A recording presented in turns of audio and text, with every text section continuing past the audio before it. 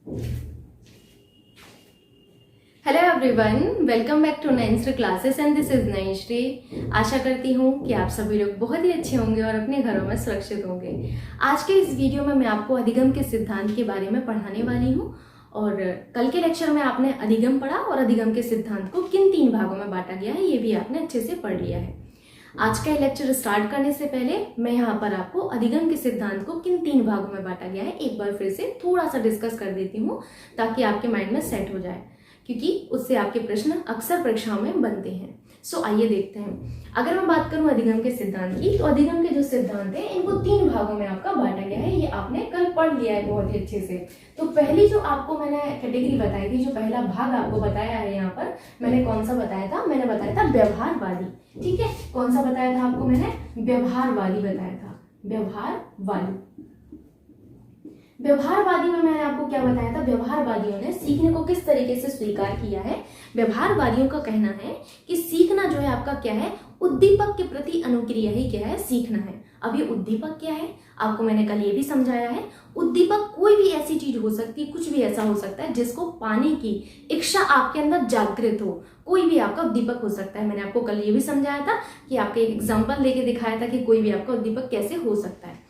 उसके बाद बात आती है अनुक्रिया की, कि अनुक्रिया आपका जो है क्या है। तो अनुक्रिया मैंने समझाया था कि उस उद्दीपक को पाने के लिए की गई क्रिया ही क्या है, आपकी अनुक्रिया कहलाती है। जैसे अगर आपको आपके कॉलेज में कोई लड़की पसंद आती है, तो आपका वो क्या हो गया, उद्दीपक हो गया। ठीक है, अब उसको पाने के लिए आप कौन कौन सी क्रियाएं करेंगे वो आपको ही पता है। कई तरीके की क्रियाएं आप करेंगे, उनमें से कोई एक क्रिया ऐसी हो जाती है जो फिट बैठ जाती है और आपका क्या हो जाता है, संपर्क स्थापित हो जाता है। तो वो आपकी अनुक्रिया हो गई। अब यहाँ पर क्योंकि उस उद्दीपक को आपने पा लिया, तो वो आपकी क्या हो गई, अनुक्रिया हो गई।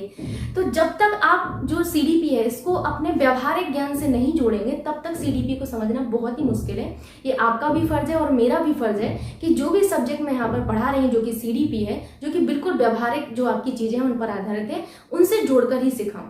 ठीक है, अगर मैं आपको व्यवहारिक चीजों से जोड़कर नहीं सिखा पाई सीडीपी, तब एक सीडीपी पढ़ाने का मेरा जो उद्देश्य है वो बिल्कुल बेकार है और पढ़ाना भी नहीं चाहिए उस उद्देश्य से। सो आपको भी ये चीज बिल्कुल अपने व्यवहारिक चीज जो आपके साथ घटित होती है उन्हीं चीजों से सीखना है, तब आपको सीडीपी बहुत इंटरेस्टिंग लगेगी। और आज आप एक बहुत ही अच्छा टर्म सीखने वाले हैं, वो है अभिप्रेरणा।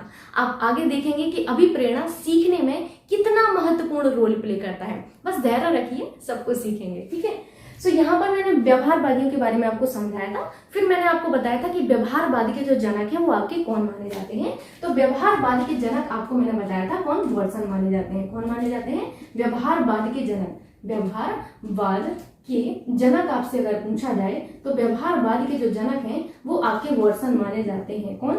वॉटसन माने जाते हैं। अब मुझे ऐसा याद है कि कल मैंने यहाँ पर आपको थॉर्नडाइक बताया था, उसको आप जो है करेक्ट कर लीजिएगा, मुझे अच्छे से याद नहीं है, लेकिन आप ध्यान दीजिएगा उस चीज पर। व्यवहारवाद के जनक अगर आपसे पूछा गया तो वहां पर आप थॉर्नडाइक की जगह वॉटसन कर लेना।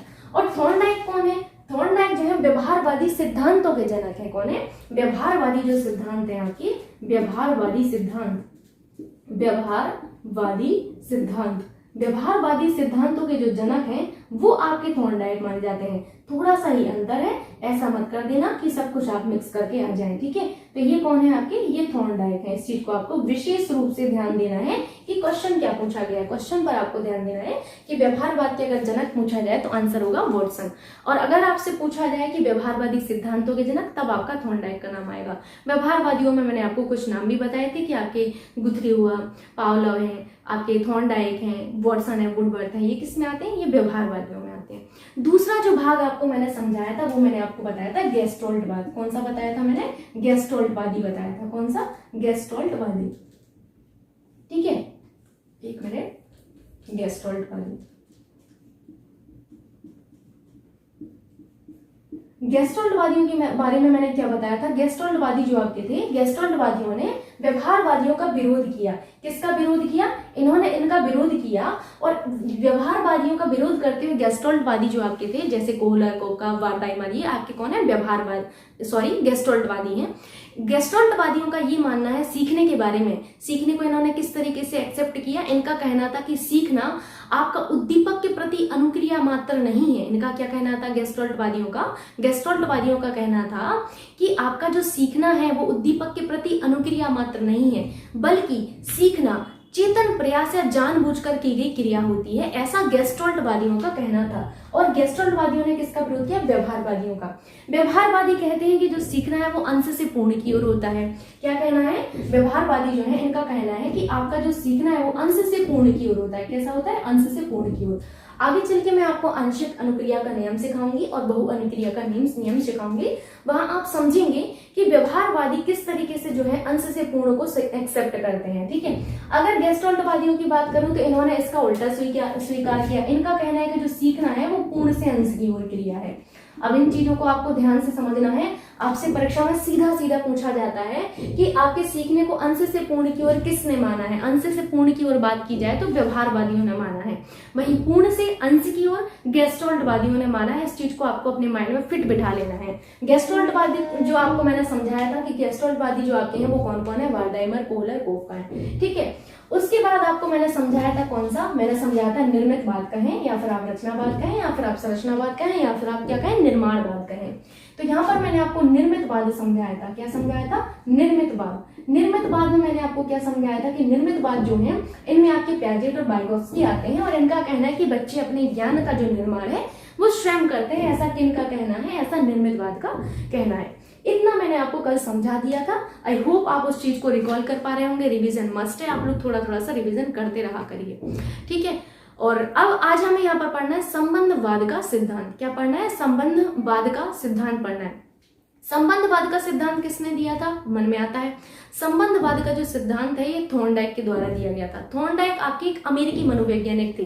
देखिए, एक बार आपसे परीक्षा में सीधा सीधा पूछा गया है थॉर्नडाइक जो है आपके कहाँ के थे? तो ये आपके अमेरिकी मनोवैज्ञानिक थे। साथ ही साथ ये आपके पशु मनोवैज्ञानिक थे। जी हाँ, ये पशु मनोवैज्ञानिक थे। ये भी आपको याद रखना है। आपसे 4 ऑप्शन दिए जाते हैं, पूछा जाता है कि इनमें से कौन सा पशु मनोवैज्ञानिक है, तो वो आपको याद रखना है E.L. थॉर्नडाइक। ठीक है, इस चीज को आपको जरूर से याद रखना है। नेक्स्ट आपको ये चीज भी याद रखना है कि आपके जो E.L. थॉर्नडाइक हैं इन्होंने कौन कौन सी पुस्तकें जो है इनकी पुस्तकें रही है वो बहुत ही महत्वपूर्ण है आपके एग्जाम के पॉइंट ऑफ व्यू से। ठीक है, और साथ ही साथ संबंधवाद के सिद्धांत को कौन से अन्य उपनाम भी दिए गए हैं ये भी आपसे परीक्षा में जानबूझकर पूछ लिया जाता है। ठीक है, तो इस चीज को भी आपको यहाँ पर समझना होगा। ठीक, एक क्वेश्चन और आपसे पूछा जाता है कि प्रथम शिक्षा मनोवैज्ञानिक कौन थे? तो वो आपके E.L. थॉर्नडाइक ही थे। ठीक, सो आइए इसको भी हम एक बार अच्छे से देखते हैं। उसके बाद हम इनके जो प्राथमिक नियम है, गौड़ नियम है, वो सारी चीजें हम सीखने वाले हैं। और सीखने के जो 7 सोपान है वो आप सीखने वाले हैं यहाँ पर, जो सबसे ज्यादा इंपॉर्टेंट है। आज आप सीखेंगे कि आप सीख रहे हैं, तो सीखने के लिए पहला जो सोपान है, पहली जो सीढ़ी है वो क्या होती है? आइए देखते हैं। पहले इसको मैं रब कर देती हूं।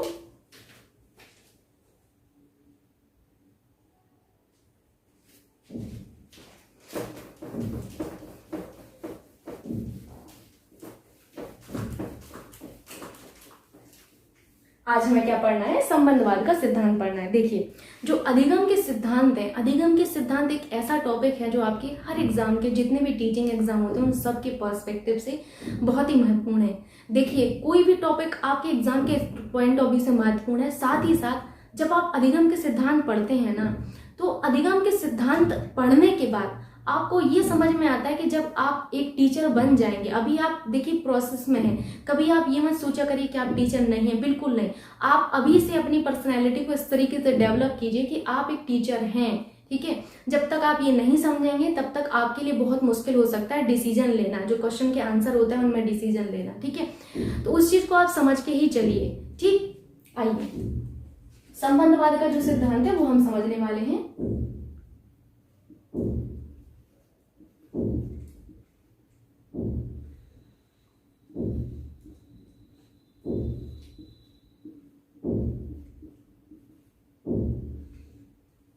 संबंधवाद का सिद्धांत किसने दिया था? तो सबसे पहले तो आपको यही जानना है, संबंधवाद का जो सिद्धांत है ये आपके थॉर्नडाइक के द्वारा दिया गया था। किसके द्वारा? थॉर्नडाइक के द्वारा दिया गया था। तो सबसे पहले तो आपको यही नोट कर लेना है कि आपके थॉर्नडाइक के द्वारा क्या दिया गया था? संबंधवाद का सिद्धांत दिया गया था, थॉर्नडाइक। अब थॉर्नडाइक के बारे में आपको ये जानना है कि ये एक आपके अमेरिकी मनोवैज्ञानिक थे। ये आपको लिख लेना है, क्या थे? अमेरिकी मनोवैज्ञानिक थे।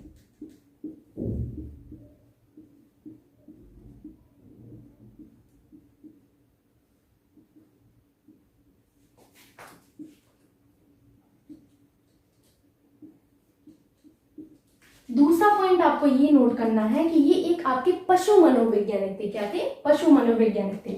आगे आपको मैं बताऊंगी कि इनके द्वारा एक पुस्तक भी लिखी गई जिसका नाम है एनिमल इंटेलिजेंस।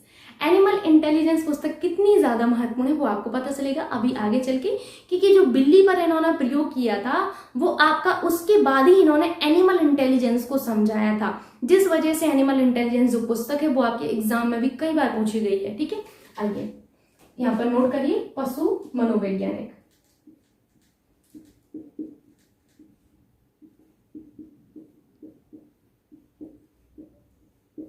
तीसरा पॉइंट आपको इनके बारे में क्या नोट करना है, पहले शिक्षा मनोवैज्ञानिक अगर आपसे पूछा जाए तो ये आपके थॉर्नडाइक ही हैं और ये भी आपसे देखिए पूछा जाता है, इसीलिए आपको याद रखना है कि पहले शिक्षा मनोवैज्ञानिक कौन थे।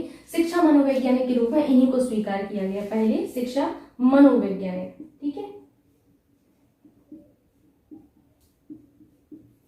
और आप यहाँ पर एक पॉइंट और नोट करना चाहें तो लिख सकते हैं कि आपके जो व्यवहारवादी सिद्धांत है, व्यवहारवादी सिद्धांतों के जो जनक हैं वो आपके थॉर्नडाइक ही माने जाते हैं। ठीक, इतना आप नोट करिए। उसके बाद हम देखने वाले हैं कि इनके द्वारा कौन कौन सी पुस्तकें लिखी गई हैं जो कि बहुत महत्वपूर्ण है। ठीक है,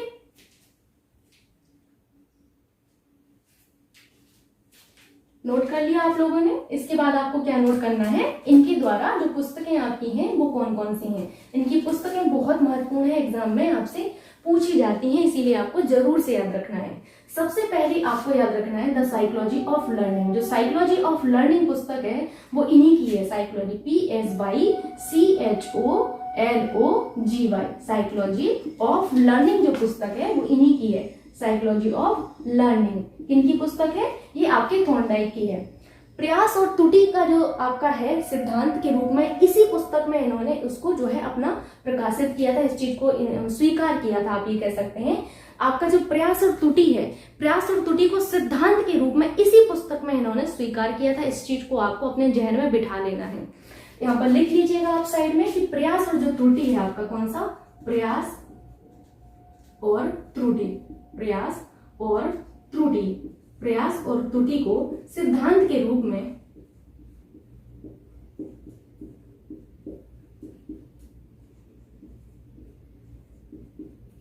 इसी पुस्तक में स्वीकार किया। किसमें? इसी पुस्तक में स्वीकार किया।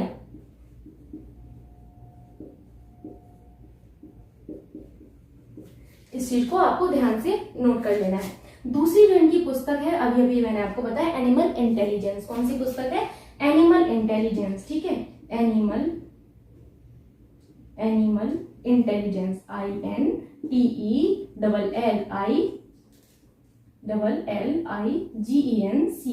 ठीक है, एनिमल इंटेलिजेंस जो पुस्तक है वो किसकी? थॉर्नडाइक की है। इसी एनिमल इंटेलिजेंस पुस्तक को, एनिमल इंटेलिजेंस को समझाने के लिए इन्होंने किस पर प्रयोग किया था? बिल्ली पर प्रयोग किया था। बिल्ली पर प्रयोग करने के बाद एक शोध पत्र इन्होंने दिया था। मैंने आपको बताया था कि इनके पीएचडी का जो टॉपिक था, इन्होंने पीएचडी जो की थी वो आपकी 1898 में की थी। पिछले लेक्चर में मैंने आपको बताया है 1898 में इन्होंने पीएचडी की थी, जिनका जो इनका टॉपिक था वो एनिमल इंटेलिजेंस था। और इन्होंने प्रयोग किस पर किया था? एनिमल इंटेलिजेंस के लिए बिल्ली पर प्रयोग किया था। इस चीज को आपको ध्यान से समझना है। मैं अगेन रिपीट कर देती हूँ, साइकोलॉजी ऑफ लर्निंग पुस्तक थॉर्नडाइक की है। जो प्रयास और त्रुटि है इसको सिद्धांत के रूप में इन्होंने इसी पुस्तक में स्वीकार किया।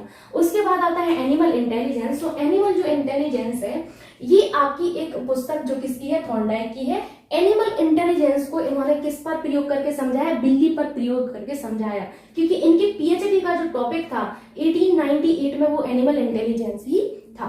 तीसरी जो आपको पुस्तक यहाँ पर याद रखनी है वो कौन सी याद रखनी है? तीसरी पुस्तक याद रखनी है द मेजरमेंट ऑफ इंटेलिजेंस। कौन सी? The measurement of MEASUREMENT, measurement of learning, the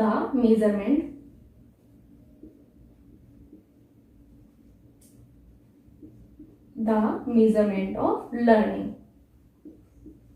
the measurement of learning किसकी पुस्तक है? ये भी आपके थॉर्नडाइक की है।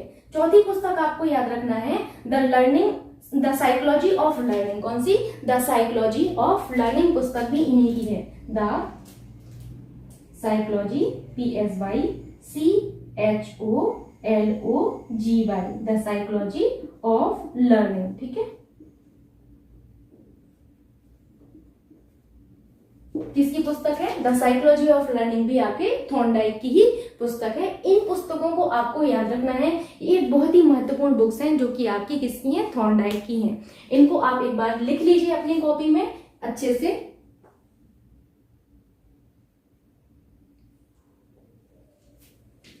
लिख लिया? अगर आप एक पुस्तक और लिखना चाहें, वैसे देखिए ये चारों इंपॉर्टेंट है और मैं जो चौथी पुस्तक बता रही हूँ वो इतनी ज्यादा इंपॉर्टेंट नहीं है। द फंडामेंटल ऑफ लर्निंग आप लिख सकते हैं, ठीक है। फंडामेंटल FUNDAMENTAL, ठीक है। द फंडामेंटल ऑफ लर्निंग आप लिख सकते हैं। वैसे ये 4 ऐसी पुस्तकें हैं जो आपके एग्जाम में पूछी जाती हैं, ठीक। अब बात आती है कि जो संबंधवाद का सिद्धांत है इसको अन्य किस नाम से जाना जाता है, यानी कि इसके उपनाम कौन कौन से हैं, तो वो भी एक बार आप देख लीजिए, एग्जाम में आपसे पूछ लिए जाते हैं, ठीक है। आइए, इतना आपने नोट कर लिया, समझ में आ रहा। अब हम बात करते हैं कि संबंधवाद का जो सिद्धांत है इसके उपनाम कौन से हैं। तो सबसे पहला आप याद रखना कि इसको बंध सिद्धांत भी कहते हैं। कौन सा? बंध सिद्धांत। में सिद्धांत को कुछ इस तरीके से नोट कर रही हूँ, ठीक है। इसके बाद इसको जो है क्या कहते हैं? उद्दीपक अनुक्रिया सिद्धांत भी कहते हैं। क्या कहते हैं? उद्दीपक। उद्दीपक यानी कि स्टिमुलस, अनुक्रिया यानी कि रिस्पॉन्स, ठीक है। इसको क्या कहते हैं? उद्दीपक अनुक्रिया सिद्धांत भी कहते हैं। उद्दीपक अनुक्रिया सिद्धांत। तीसरा आपको यहाँ पर नाम नोट करना है कि इसको SR सिद्धांत भी कहते हैं। बीच में बॉन्ड है, इस चीज को आपको जरूर से याद रखना है। SR सिद्धांत भी इसे कहते हैं। चौथा आपको नोट करना है कि इसको आवृत्ति का सिद्धांत भी कहते हैं। किसका सिद्धांत कहते हैं? आवृत्ति का सिद्धांत भी कहते हैं इसको। साथ ही साथ इसको आपको अगला जो नोट करना है, हर्ष और दुख का जो आपका सिद्धांत है इसी को कहते हैं। क्यों कहते हैं वो आपको भी समझ में आएगा। हर्ष एवं दुख का सिद्धांत, ठीक है। हर्ष एवं दुख का सिद्धांत इसी को कहते हैं। क्या कहते हैं? हर्ष एवं दुख का सिद्धांत भी कहते हैं, ठीक है। साथ ही साथ इसको संयोजनवाद का सिद्धांत भी कहते हैं। किसका? संयोजनवाद का। संयोजनवाद,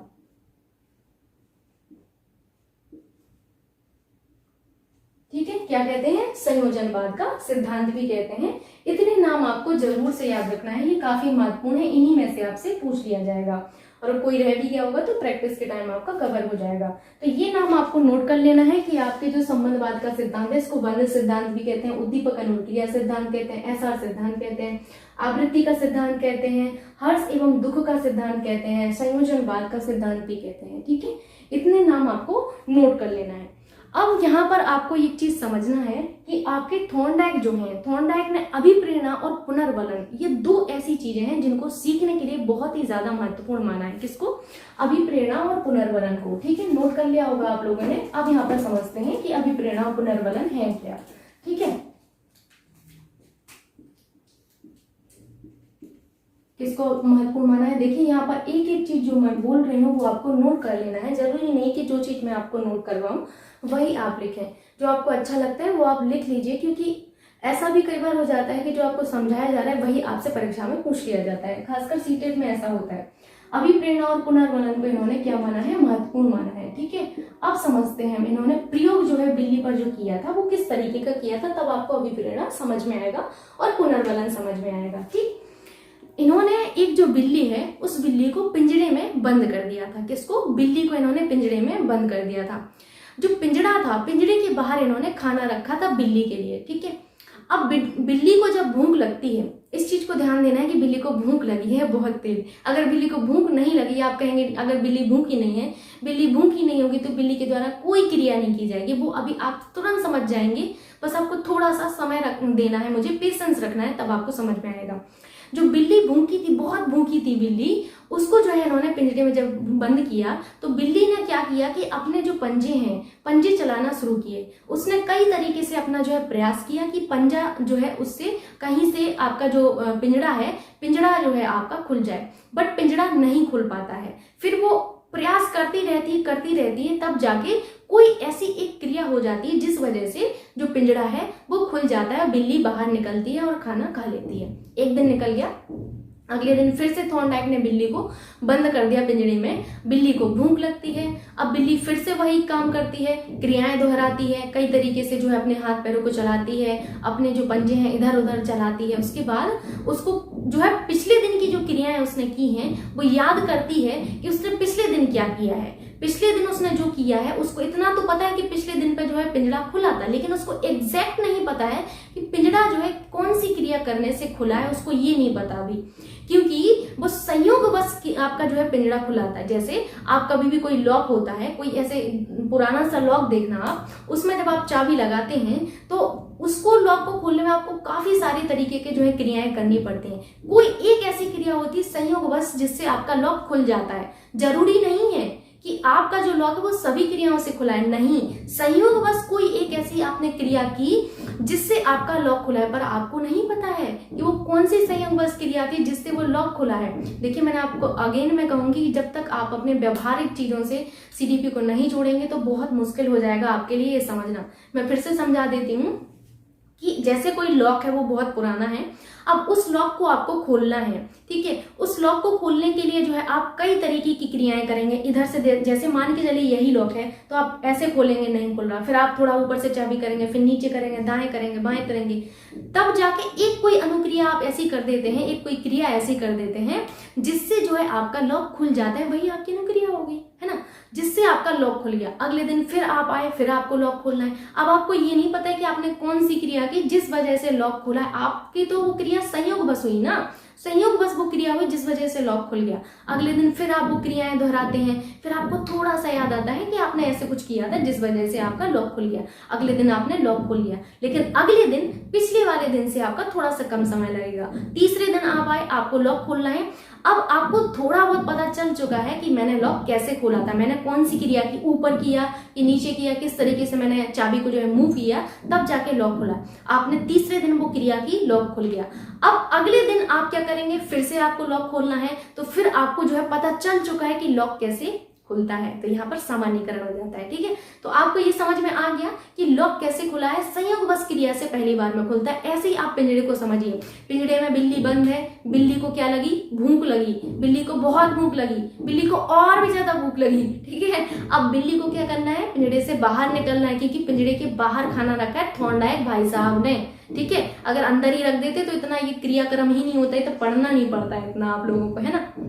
तो इस चीज को आपको समझना है कि बिल्ली भूखी है और खाना थॉर्नडाइक भैया ने बाहर रखा है, ठीक है। अब क्या करना है, बिल्ली को वो खाना चाहिए है, बिल्ली अपने हाथ पैर चलाएगी, कई तरीके से वो जो है एक्टिविटी करती है। क्यों, क्योंकि उसको भूख लगी है। वहीं अगर बिल्ली को भूख नहीं लगेगी तो बिल्ली क्रिया नहीं करेगी, इस चीज को भी याद रखना है। अब बिल्ली को भूख लगी, बिल्ली ने जो हाथ पैर चलाए, तब जाके जो है एक कोई क्रिया ऐसी हो जाती है संयोगवश जिससे पिंजरा खुल जाता है। अगले दिन फिर बिल्ली को भूख लगती है, पिंजरे में बंद है, उसको फिर से खोलना है पिंजरे को। उसको नहीं पता है पिंजरा कैसे खुलेगा, लेकिन उसको पता है कि पिंजरा कुछ इस तरीके से जो है उसने हाथ पैर चलाए तब जाके खुला है। उसने फिर से हाथ पैर चलाए, अगले दिन पिंजरा खुल गया। अगले दिन फिर वो प्रयास करती है, फिर वो जो है हाथ पैर चलाती है, उसको थोड़ा बहुत पता चल जाता है कि भाई ऐसे पिंजरा खोला था मैंने पिछले दिन पर, तो उसने अगले दिन भी पिंजरा खोल लिया। अब एक चीज को याद रखना कि जितना टाइम बिल्ली को पहले दिन लगा होगा ना, जितना टाइम उसको पहले दिन लगा होगा उसका थोड़ा सा कम टाइम अगले दिन लगेगा, उसका थोड़ा सा कम टाइम जो है अगले दिन लगेगा, फिर अगले दिन और कम, फिर अगले दिन और कम, फिर ऐसे करके बहुत ही कम समय उसको लगने वाला है, ठीक। ये तो आप अपनी क्रिया से भी सीख गए कि ताला जो है पहले दिन खोलने में आपको दिक्कत होगी, लेकिन अगले दिन उसको थोड़ा कम समय लगेगा। अब आप सोच रहे हैं हम ताला ही बदल लेंगे मैम तो फिर समझ में नहीं आएगा सीडीपी, ठीक है। ताला बदलने से कुछ नहीं होगा, ठीक। तो यहाँ पर आपने समझा, तो यहाँ से एक निष्कर्ष निकल के आता है जो कि आपके थॉर्नडाइक ने दिया है कि सीखने के लिए आपका जो अभिप्रेरणा है और जो पुनर्वलन है वो बहुत ही ज्यादा महत्वपूर्ण है। अभिप्रेरणा क्या है, यहाँ पर अभिप्रेरणा है बिल्ली की भूख। यहाँ पर अभिप्रेरणा का जो कार्य करते, अभिप्रेरणा यानी कि मोटिवेशन, यहाँ पर जो मोटिवेशन का कार्य किया वो भूख ने किया है, और पुनर्वलन का काम किसने किया है, भोजन ने किया है। इस चीज को आपको याद रखना है। अगर बिल्ली भूखी नहीं होगी, आप खुद बताइए, अगर बिल्ली का पेट जो है एकदम फुल भरा है तो वो क्यों क्रिया करेगी, वो बिल्कुल भी क्रिया नहीं करेगी, वो मोटिवेट ही नहीं होगी उस कार्य के लिए, है ना। तो भूख जब उसको लगी तब जाके वो अभिप्रेरित हुई। अभिप्रेरित हुई यानी कि उसके अंदर अभिप्रेरणा जागृत हुई, तब जाके उसने क्रिया की है। अब यहीं से जो है आपका तत्परता का नियम आएगा, अभी मैं समझाऊंगी उसको। तो यहाँ से क्या आपका हुआ कि बिल्ली ने क्रिया तब की है जब वो उसके अंदर भूख लगी। अगर वो भूख नहीं लगेगी उसको तो वो क्रिया ही नहीं करेगी। ठीक, तो यहाँ पर आपके जो अभिप्रेरणा पुनर्वलन है कुछ इस तरीके से काम करते हैं। पुनर्वलन का जो कार्य किया है वो आपकी किसने किया है? भोजन ने किया है यहाँ पर पुनर्वलन का कार्य। जब आपके थॉर्नडाइक इस पर प्रयोग कर रहे थे बिल्ली पर, तो इनका कहना ये था कि अगर जो है आपका बिल्ली भूखी होगी तब जो है वो अभिप्रेरित होगी किसी भी कार्य के लिए। अब यहाँ पर एक चीज और आ जाती है, रुचि आती है। रुचि क्या है? रुचि जो होता है इसको समझना भी बहुत जरूरी है। जैसे आप इसको ऐसे समझ सकते हैं कि अगर मैं आपको किसी कार्य के लिए बहुत ही ज्यादा मोटिवेट कर दूं, मैंने बिल्कुल फुल कर दिया मोटिवेशन से आपको, ठीक है, लेकिन अगर आपके अंदर रुचि नहीं होगी ना उस चीज के प्रति, तो आप उसको कंटिन्यू नहीं कर पाएंगे। अगर आपके अंदर उस चीज के प्रति रुचि होगी ना तो आप उसको कंटिन्यू कर ले जाएंगे। यानी कि मोटिवेशन का सीधा सीधा जो संबंध होता है वो रुचि से होता है। अगर आपको रुचि नहीं होगी तो आपको मैं कितना भी मोटिवेट कर लूं वो कोई काम का नहीं है। तो क्या जरूरी होता है? रुचि भी बहुत जरूरी है ना?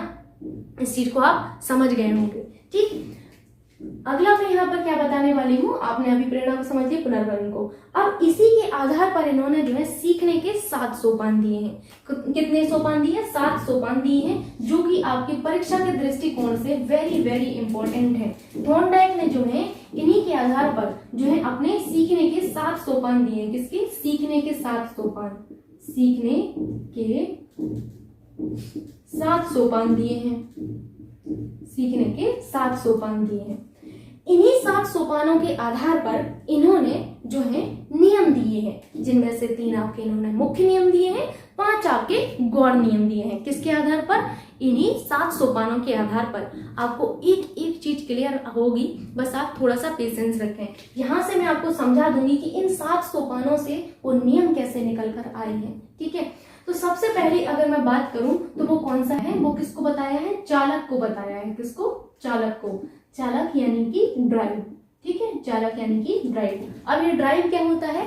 जब कोई प्राणी मोटिवेट होता है यानी कि उसके अंदर अभिप्रेरणा होती है, तभी वो चालक की स्थिति में होता है। यानी कि इंटरनली मोटिवेट होने पर वो प्राणी जो है किसमें होता है? चालक की स्थिति में होता है। बिल्ली, अभिप्रेरणा का कार्य किसने किया बिल्ली के लिए? तो भूख ने किया है। अगर उसको भूख नहीं होती तो बिल्ली कभी भी चालक की स्थिति में नहीं आती। यानी कि अगर ड्राइव की स्थिति में आएगा कोई तो उसके लिए क्या जरूरी है? चालक की स्थिति में आने के लिए आपका जरूरी है अभिप्रेरणा।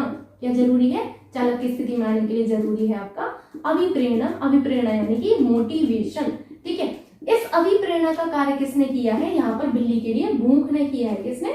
भूख ने किया है। दूसरा जो इनके अनुसार सोपान इन्होंने बताया है सीखने के लिए 7 सोपानों में से दूसरा सोपान इन्होंने लक्ष्य को बताया है। किसको बताया है? लक्ष्य को बताया है। लक्ष्य यहाँ पर क्या है बिल्ली का? बिल्ली का जो लक्ष्य है यहाँ पर भोजन है। क्या है? भोजन है। इसको भी आप यहाँ पर नोट कर लीजिएगा। ठीक, तीसरा जो इनके अनुसार सोपान है वो कौन सा है? तो सीखने का तीसरा सोपान थॉर्नडाइक के अनुसार कौन सा है? आपको अगर पता है तो बताइएगा जरूर। वैसे मैं तो यहाँ पर बताऊंगी।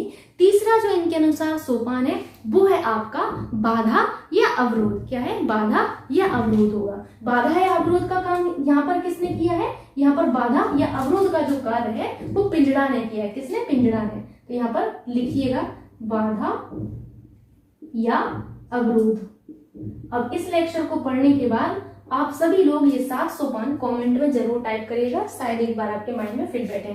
यहाँ पर बाधा या अवरोध का कार्य किसने किया है? जो आपका पिंजड़ा है जिसमें बिल्ली को बंद किया गया है वो यहाँ पर क्या करेगा? बाधा या अवरोध का कार्य कर रहा है। ठीक है, चौथा जो सोपान इन्होंने बताया है, मैं इसको हटा देती हूँ क्योंकि फिर नीचे लिखूंगी तो आपको दिखेगा नहीं। ठीक है, अगर मैं यहाँ लिख दूं तो भी चल जाएगा, लिखते हैं यहाँ पर। ठीक है, चौथा जो इनके अनुसार सोपान है वो है आपका अनुक्रिया। कौन सा है? अनुक्रिया। ठीक है, अनुक्रिया। अनुक्रिया के बारे में मैं आपको समझा चुकी हूँ। अनुक्रिया क्या है? उद्दीपक को पाने के लिए जो क्रिया की गई है जिससे उद्दीपक की प्राप्ति हुई है वही आपका क्या होता है? अनुक्रिया होता है। उद्दीपक आपको समझ में आ गया होगा, कितनी बार आपको समझा चुकी हूँ तभी आप समझ गए होंगे। ठीक है, तो यहाँ पर अनुक्रिया बिल्ली के द्वारा किसको पाने के लिए की गई? कई सारी क्रियाएं जो है बिल्ली के द्वारा भोजन को पाने के लिए की गई हैं, वही आपकी क्रियाएं हैं। अनुक्रियाएं हैं, ठीक है। जैसे हाथ पैर चलाना, उसने किस जो है कई तरीके की क्रियाएं की हैं, वो क्या है आपकी अनुक्रिया में आएंगी, ठीक है। पांचवा आपका यहाँ पर क्या आएगा, पांचवा यहाँ पर आता है आपका संयोगवश सफलता। क्या आता है, संयोगवश सफलता। संयोगवश सफलता यहाँ पर बिल्ली को मिल जाती है। संयोगवश सफलता कैसे मिलती है, जब वो कई तरीके की क्रियाएं करती है तो उनमें से कोई एक क्रिया ऐसी होती है जिसकी वजह से पिंजड़ा खुल जाता है और उसको भोजन की प्राप्ति हो जाती है, तो वो आपका संयोगवश सफलता है। यहाँ पर छठवां सोपान आपको यहाँ पर क्या नोट करना है, छठवां जो सोपान है थॉर्नडाइक के अनुसार वो क्या है, सही अनुक्रिया का चयन। कौन सा है, सही अनुक्रिया का चयन, ठीक, सही अनुक्रिया का चयन।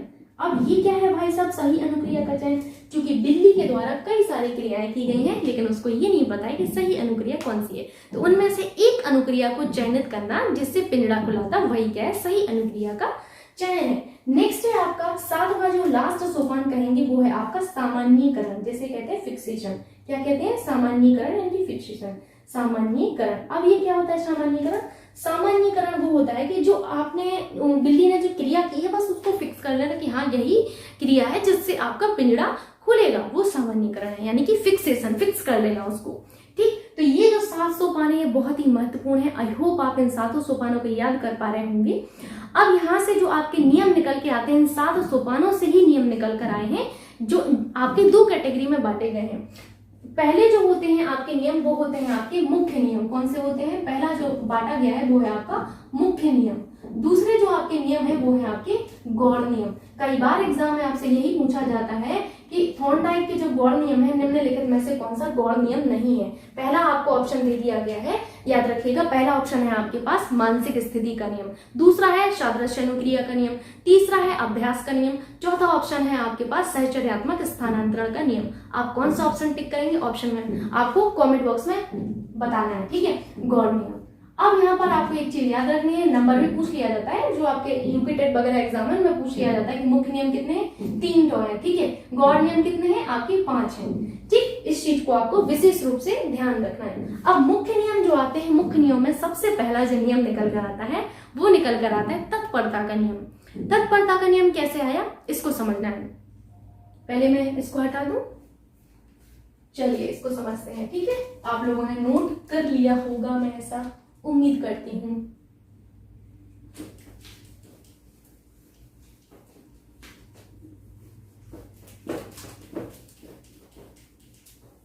जैसे मुख्य नियमों में मैं आपको समझा रही हूँ कि कौन से आपके 3 मुख्य नियम हैं। तो ये जो 3 मुख्य नियम है इनमें सबसे पहला जो नियम आता है वो आपका आता है तत्परता का नियम। कौन सा आता है, तत्परता का नियम निकल कर आता है। तत्परता का नियम जो आपका निकल कर आया है ये किससे, चालक की जो स्थिति है उससे निकल कर आता है। किससे, चालक की स्थिति से। क्यों, क्योंकि जब जो आपका प्राणी है वो इंटरनली मोटिवेट होता है तभी वो तत्परता की स्थिति में आता है। इस चीज को आपको याद रखना है। अगर आपका जो प्राणी है वो अंदर से मोटिवेट नहीं है, अगर इंटरनली मोटिवेट नहीं है, तब वो कभी भी तत्परता की स्थिति में अपना आ ही नहीं सकता है। यानी कि सीखने के लिए सबसे ज्यादा जरूरी क्या है, आपका सीखने के लिए सबसे ज्यादा जरूरी आपका माना जाता है अभिप्रेरणा को, क्योंकि उसी अभिप्रेरणा से जो है आप तत्पर होते हैं, यानी कि आप तैयार होते हैं कोई भी क्रिया करने के लिए, ठीक। अगर आप अंदर से मोटिवेट नहीं होंगे तो कभी भी आप किसी भी क्रिया को करने के लिए तैयार ही नहीं होंगे।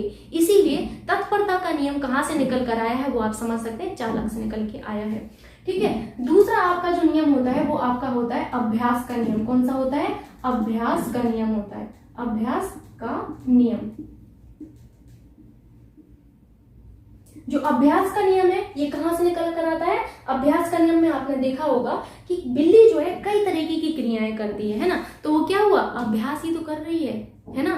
तो वहां से आपको कहाँ क्या निकल कर आया, संयोगवश उसको सफलता मिली है। यानी कि जो संयोगवश सफलता है, क्या संयोगवश जो आपकी सफलता है, संयोगवश सफलता जो आपका सोपान है, संयोगवश सफलता से आपका क्या निकल कर आता है, अभ्यास का नियम निकल कर आता है।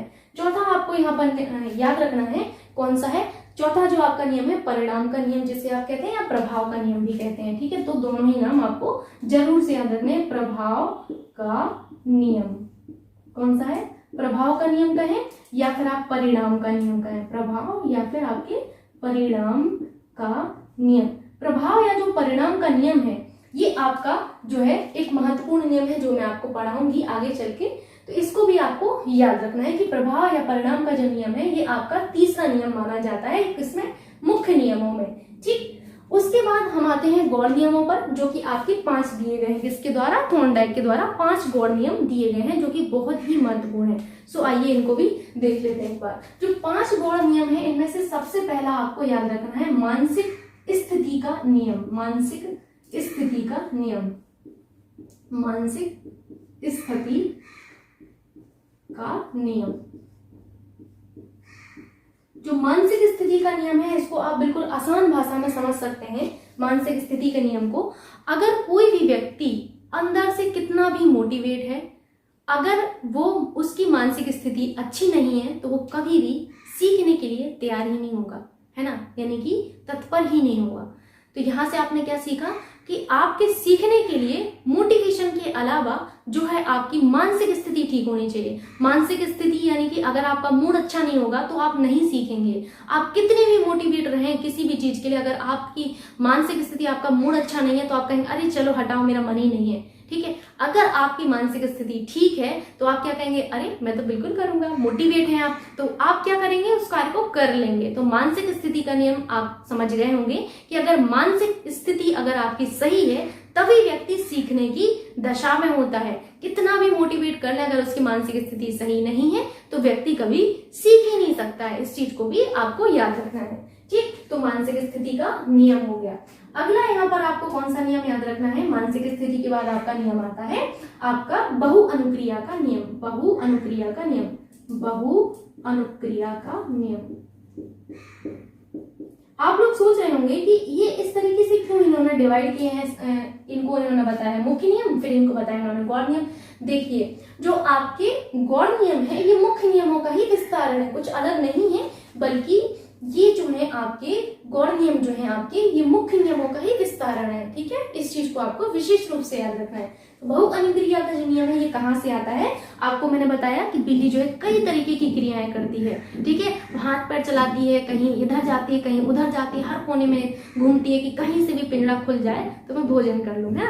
तो ये क्या है? बहु अनुक्रिया का नियम, ये धड़ से ही निकल कर आया हुआ है। ठीक है, अगला आपका आता है बहु अनुक्रिया के बाद आंशिक क्रिया का नियम। अब ये क्या है भैया, जब बहु अनुक्रिया दे दिया तो आंशिक क्रिया क्यों दिया है? तो आंशिक क्रिया का नियम मैं समझा देती हूँ आपको। आंशिक क्रिया का नियम अभी तो हम इस पर एक एक करके डिस्कशन भी करेंगे आगे लेक्चर में, लेकिन यहाँ पर आपको एक ओवरव्यू देना बहुत ही जरूरी होता है। तो अगला है आपका आंशिक क्रिया का नियम। अब जैसे देखिए, बिल्ली के द्वारा कई सारी क्रियाएं की गई हैं, उनमें से एक क्रिया जो की गई है वो आंशिक क्रिया मानी जाएगी। जैसे अगर आप ताला खोल रहे हैं, ताला खोलते टाइम आपने कोई एक, जो कई सारी क्रियाएं की हैं, कोई एक क्रिया उनमें से उठा लीजिए, वो आपकी क्या होगी? आंशिक क्रिया होगी। इसको समझ गए होंगे आप लोग। ठीक, अगला आपको यहाँ पर लिखना है। अब यहाँ पर मैं यहाँ पर इसको हटा के लिख दूं, क्योंकि अगर मैं उधर लिखूंगी तो मुझे ऐसा लगता है शायद आपको नहीं दिखेगा। चलिए मैं इसको हटा देती हूँ। चौथा आपको यहाँ पर नोट करना है कौन सा? सादृश्य अनुक्रिया का नियम। ठीक है, चौथा आपका है सादृश्य अनुक्रिया का नियम। सादृश्य अनुक्रिया का नियम।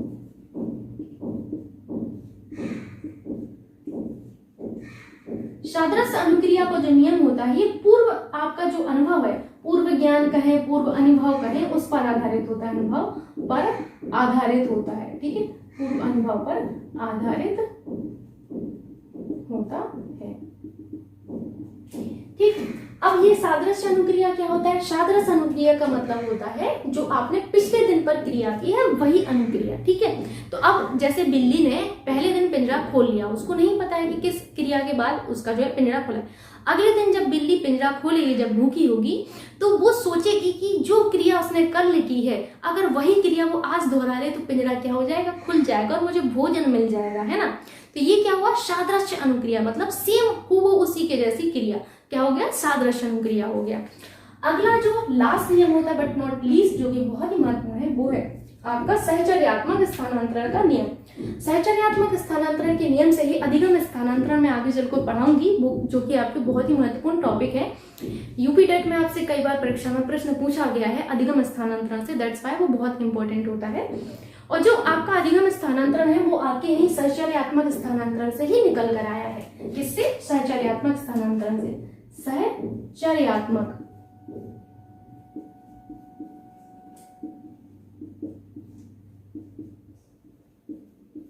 सहचर्यात्मक स्थानांतरण का नियम। ठीक है, क्या होता है सहचर्यात्मक स्थानांतरण का नियम, इसको भी समझ लेते हैं। एक बिल्कुल आसान भाषा में मैं आपको समझा दूंगी और आपको चुटकी में समझ में आ जाएगा। वैसे मेरी चुटकी बजती नहीं है, डोंट वरी। पता नहीं क्या मेरे हाथ में दिक्कत है, कितना भी कर लूं इसमें तो थोड़ा बहुत हो भी जाता है, बट बाकी लोगों के जैसे नहीं होता है। ठीक है, तो उसको जोख लीजिएगा। ठीक है, अब यहाँ पर मैं सहचर्यात्मक स्थानांतरण की अगर बात करूं तो इसको आपको कैसे समझना है। सपोज करिए कि कोई एक लड़की है जो आपको बहुत पसंद है। ठीक है, उसके बाद आप जो है उसको अपना सब कुछ मान बैठे हैं। ठीक है, कुछ समय बाद, 1 साल बाद, 2 साल बाद, एक और दूसरी जो है सहेली आती है उसी लड़की की, जो आपकी जो मतलब जो जिसको आप बहुत कुछ मानते हैं उसी के जैसी, बिल्कुल एकदम मैं कहूँगी कि स्मार्ट है, जो आप देख रहे हैं, खोज रहे हैं कि हाँ स्मार्ट होनी चाहिए, साथ ही साथ क्या होनी चाहिए, खूबसूरत भी होनी चाहिए। तो वो सारी चीजें उसके अंदर विद्यमान है। अब जो अनुक्रिया आप एक अपने पहले वाले उद्दीपक के साथ कर रहे थे, वही अनुक्रिया अब आपकी दूसरी उद्दीपक के साथ होने लगी। क्या हुआ इसमें? एक अनुक्रिया जो आप कर रहे थे किसके साथ? अपने पहले उद्दीपक के साथ, अब वही अनुक्रिया आप किसके साथ? दूसरा वाला जो उद्दीपक आया उसके प्रति भी करने लगे हैं। मैंने क्या समझाया है? ये आप है, ठीक है, और ये है आपकी वो। ठीक है, तो ये आपकी वो है, इनके प्रति आपकी अनुक्रिया हो रही थी। ये आपके लिए क्या है? उद्दीपक है, उद्दीपक ही तो हुई ना, उद्दीपक। इनके प्रति आपकी अनुक्रिया हो रही थी पहले से। अब कुछ समय बाद एक और मैडम आ गई जो कि इन्हीं की तरह ऐसी गोरी चट्टी सी है, थोड़ी सी, इनको थोड़ा सा और सुंदर कान में ऐसे कर देते हैं। ठीक है, तो ये थोड़ी सी और अच्छी है। तो आपकी अनुक्रिया जो है इस उद्दीपक के प्रति अब होने लगी। किसके प्रति? इस उद्दीपक के प्रति होने लगी है, यानी कि आपकी जो क्रिया है वो स्थानांतरित हो गई। ठीक, यहाँ पर क्या हुआ? आपकी अनुक्रिया जो है आप किस उद्दीपक के? उद्दीपक 2 के प्रति होने लगी। अगर आप इसको उद्दीपक 1 मानते हैं और इसको उद्दीपक 2 मानते हैं तो आपकी अनुक्रिया उद्दीपक 2 के प्रति होने लगी है। तो ये होता है आपका सहचर्यात्मक स्थानांतरण का नियम। अब इसी को उल्टा भी कर दीजिए। हो सकता है कि आप जिसको उद्दीपक मान रहे हो वो किसी और को अपना उद्दीपक मान रही हो। आप सोच रहे हैं कि आप उद्दीपक हैं, है ना? तो ये होता है सहचर्यात्मक स्थानांतरण का नियम। आई होप आपको समझ में आ गया होगा। और जब तक आप, मैं फिर से कहूंगी कि व्यवहारिक ज्ञान से समझना बहुत जरूरी है। और अगर मैं आपको व्यवहारिक ज्ञान से नहीं समझा पा रही हूँ तो ये मेरा ही फॉल्ट होगा। तो बहुत जरूरी है कि आपको मैं व्यवहारिक ज्ञान से रिलेट करके समझा पाऊँ। बाकी जितनी भी बातें होती हैं वो सब मजाक के तौर पर ही लेना है, ऐसे नहीं कि सीरियस मानकर बैठ जाए। फ्यूचर आपका जो है प्रायोरिटी होनी ही चाहिए, चाहे जो भी हो जाए। ठीक है, सो आज के लिए मैं इतना ही रखती हूँ, क्योंकि इसके बाद अगर मैंने पढ़ाया तो वो सब आपके ऊपर से जाएगा। क्योंकि अभ्यास का नियम जो है आपको, और जो आपके तीनों ये जो नियम मैंने बताए थे, जो आपके मुख्य नियम है, उनको हमें बहुत ही अच्छे से पढ़ना है, डिटेल में। उनका जो आपका यूज है वो किस तरीके से होता है कक्षा शिक्षा में, जो कि बहुत ज्यादा महत्वपूर्ण है। सीटेट में जो प्रश्न है वहीं से आता है कई बार उठ के। ठीक, कई सारी चीजें हम वहां पर सीखेंगे। एक टीचर को कैसा होना चाहिए, एक बार परीक्षा में प्रश्न भी आया है आपको मैं करवाऊंगी तो वहां पर आपको समझ में आ जाएगा। सो आज का लेक्चर मैं यहीं पर एंड करती हूँ। मैं आशा करती हूँ कि आपको समझ में आया होगा। अगर आप लोगों में से, मैं कहूंगी कि 2% लोगों को भी अगर वीडियो अच्छा लग रहा है, उनको समझ में आ रहा है, तो ये मेरे लिए बहुत बड़ी अचीवमेंट की बात होगी। So thank you so much. मिलते हैं नेक्स्ट वीडियो में, तब तक के लिए बाय, टेक केयर।